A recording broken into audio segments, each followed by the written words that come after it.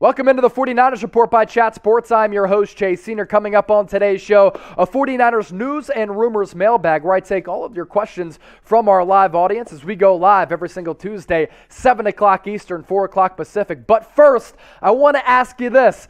Get your predictions in for Sunday's massive game against the Los Angeles Rams. Who you got? Type LA for the Rams, SF for the 49ers. Flood the comment section with your predictions right now.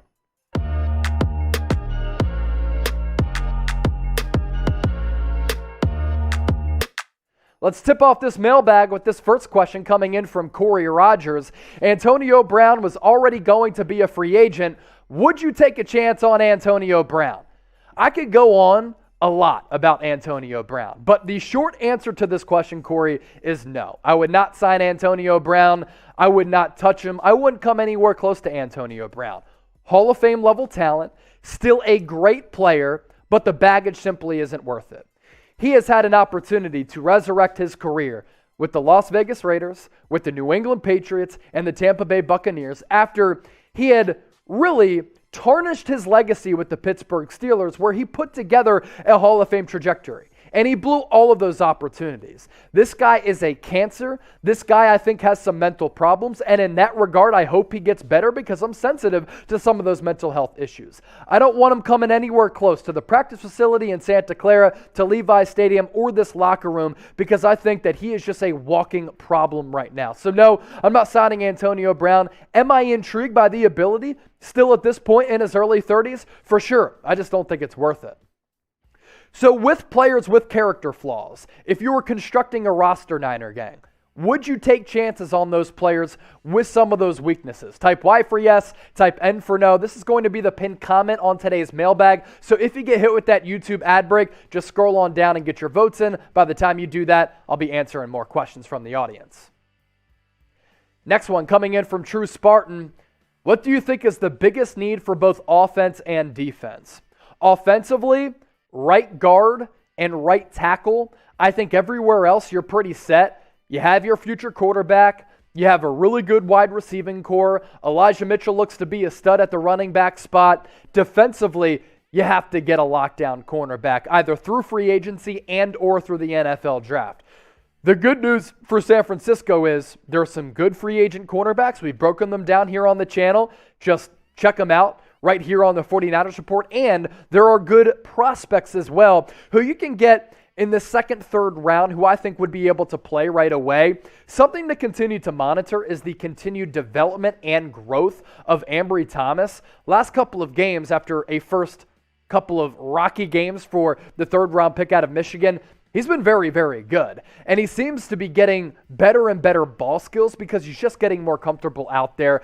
Still somewhat of a believer in Diamador Lenore as well. But if you can spend big money on a player in free agency, you got to get a corner. Next one coming in from Angel. 49ers, Jimmy can help Trey. Trey is our future, no doubt. Lamb chops for dinner on Sunday. I love lamb, and I hope that we're having lamb chops for dinner on Sunday because you know what that would mean? San Francisco in the playoffs, and I think when they're playing their best brand of football, they can upset any team across the NFC. Now, can Jimmy Garoppolo help Trey? For sure, but next year with a base salary and a cap hit of about $26, $27 million, when you're going to need to pay Nick Bosa and or Deebo Samuel, it's not worth to have them on the books for that price. So that's the predicament you kind of run into if you want to keep Jimmy Garoppolo next year. Another Angel. Do you feel confident the 49ers can win against the Rams? I do. I mean, Kyle Shanahan has owned Sean McVay. He's been his daddy over the last couple of years. They've won 5 consecutive games over the Rams, and I think they match up really well for a couple of different reasons.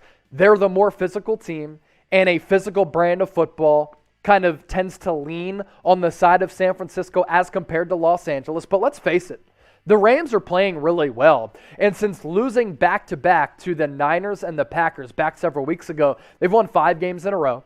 Matthew Stafford has been the most efficient and best quarterback in the fourth quarter among all QBs in the NFL. Odell Beckham Jr. has really been playing well, and this is a Niners secondary that's going to potentially be shorthanded, and you're going up against Cooper Kupp, number 1 wide receiver in the league in terms of stats, OBJ. You have a ground game that has become better, and Matthew Stafford, when he's feeling it, can really play well. So I'm confident the Niners can win. They just have to play their best game, and they have to treat this game like a playoff game. Cannot turn the football over, cannot make inexcusable and avoidable mistakes. Those are some of the big storylines for this game on Sunday. Filthy Swift 49, let McGlinchey walk. So he's under contract next year because they exercised his player option.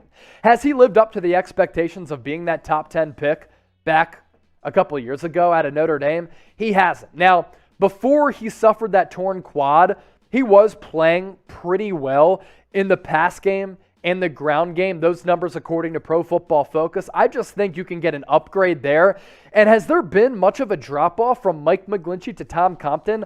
Honestly, I don't think so, because I think this offensive line has been able to provide pretty good protection for either Trey Lance or Jimmy Garoppolo. H. Lopez, why not play both Jimmy Garoppolo and Trey Lance? Look, two quarterback systems in the NFL just don't work. And I think nowadays they don't really work at the college level either. Now, early on in the year, yes, we saw Trey Lance come in for some plays, but Jimmy Garoppolo made it publicly known that kind of took away from his rhythm, and I think it altered his confidence a little bit and did affect him in some regard. I just think offensively and then player for player, because it is a player-by-player basis, it can kind of mess with their confidence, mess with the game flow, and mess with the rhythm of the offense. There have been so many examples of us seeing that with some of these two quarterback systems at times. Now, if you want to bet on the 49ers-Rams game on Sunday, we'll, of course, be doing a watch party for it right here on the channel. You can do so thanks to our sportsbook partner, BetUS. Head to chatsports.com/49bet, enter the promo code Niners125, and automatically upon sign-up, you get a 125% deposit bonus. Now, you don't have to put in $100 into your account, but let's say you do. Automatically, you get an additional $125 back. That's $225 to game with. Playoffs around the corner, really good NBA prop bets. Perfect time to gamble. And if you want to lay some money down on San Francisco being a 4-point underdog on Sunday at SoFi Stadium against Los Angeles, you can do so as well. Chatsports.com/49bet. Once again, enter the promo code Niners125. Rams are 4-point favorites. Over-under set at 44. Get your bets in by using that information down below, thanks to our sportsbook partner, BetUS. EJ Redemption. Jimmy is a mentor to Lance. I think they will keep him. And a lot of people have talked about that, Jimmy Garoppolo being a mentor. And we know up to this point that Garoppolo has been a class act throughout his Niners career. And he's really provided a lot of emotional support to Trey Lance, and he's helped him develop throughout his rookie year. And Trey Lance said the other day, Jimmy Garoppolo is one of the best teammates that I have ever had throughout my NFL and college and high school career. So throughout his lifetime, he vouched for Jimmy Garoppolo with what he's been able to do as a leader and helping him out. So it goes to show you that Garoppolo is very well respected. Again, the problem with keeping Garoppolo is his price tag next year, combined with the fact that you might need to give extensions to Nick Bosa as well as Deebo Samuel this offseason, because they are going in to the final years of their rookie contracts. Travis Jackson, will you oil up like Hogan and go shirtless if the Niners make the playoffs? I might have to. I'm not going to go as far as to say I'm going to oil up, but if the Niners secure a bid in the NFC playoff picture, we're going to get litty here on the channel. Either way, win or lose, we're going to get litty. We need the Niners to make the playoffs, and I have gone to bed every single night, and I've woken up praying that the Niners are going to be able to make it into the big dance, because I think if they get there, they can upset and compete with anybody in the NFC when they play their best. So Travis Jackson, we're going to be on fire if the Niners make it into the playoffs on Sunday. Another reason why you should subscribe and join us for our watch party. How likely are you to recommend the 49ers report to another 49ers fan? Hopefully, all of you are typing 10. But if you're typing a low number, let us know how we can get better and improve.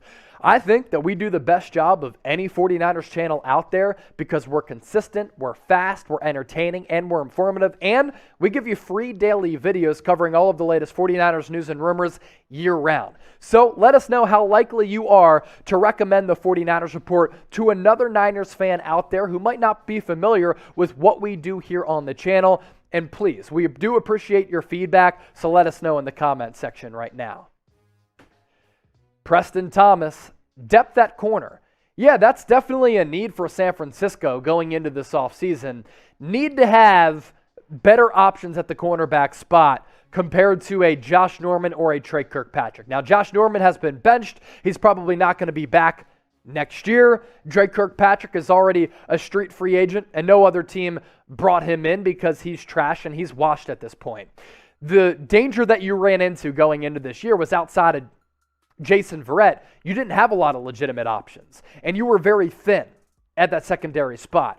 And it's made the Niners pay at some points. But the last couple of weeks, you have to give credit to DeMeco Ryans for what he's been able to do as a defensive coordinator for this team, because this defense has statistically been one of the best over the last month or month and a half. So DeMeco Ryans, shout out to you. Big shoes to fill coming in for Robert Saleh. He's done a damn good job as a first-year defensive coordinator.